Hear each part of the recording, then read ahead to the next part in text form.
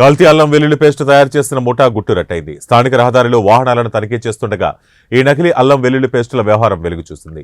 ఈ ఆపరేషన్లో హైదరాబాద్ రాజేంద్రనగర్కు చెందిన మన్సూన్ అజిత్ చారినియా అనే వ్యక్తులను అదుపులోకి తీసుకున్నారు. వారి వద్ద నుంచి సుమారు 11 క్వింటాల కల్తీ అల్లం వెల్లుల్లి పేస్టులను స్వాధీనం చేసుకున్నారు. వారిపై కేసు నమోదు చేస్తున్నట్లు టాస్క్ ఫోర్స్ పోలీసులు తెలిపారు. పిఎస్ పరిధిలో టాస్క్ ఫోర్స్ ఎస్ఐ ప్రశాంత్ వర్ధన్కి మరియు వారి యొక్క team, Vikarabad town CI Srinivas వారి యొక్క సిబ్బందితో కలిసి ఒక స్పెసిఫిక్ సమాచారం మీద గత కొద్ది రోజులుగా ఈ యొక్క నకిలీ అల్లం వెల్లుల్లి పేస్టు దందా సాగిస్తున్నటువంటి ఇన్ఫర్మేషన్ మీద ఈరోజు ఈ యొక్క దాడులు చేయడం జరిగింది. ఇందులో మనకి వివరాలు చూస్తే హైదరాబాద్లోని రాజేంద్రనగర్,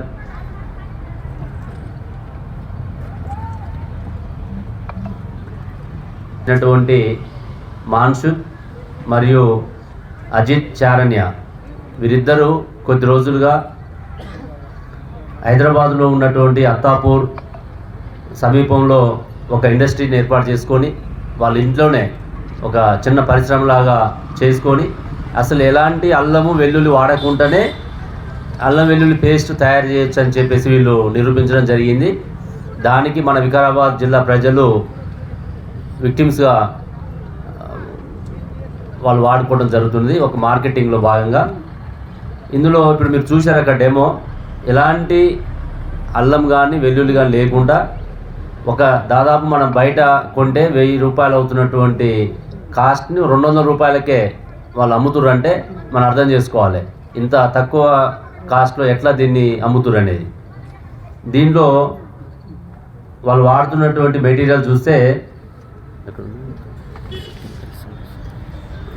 వెల్లుల్లి పొట్టు, యాసిడ్స్ మరియు కెమికల్స్, అజెంటాక్స్, టైటానియం డయాక్సైడ్, ఆంథమ్ గమ్, ఈ కెమికల్స్ని వాడి వాళ్ళు అల్లం వెల్లుల్లి పేస్ట్ అని చెప్పేసి వాళ్ళు చెప్పడం జరుగుతున్నది. 5 కేజీల కాటన్ బాక్స్ని వాళ్ళు కేవలం 200 రూపాయలకే అమ్ముతున్నారు.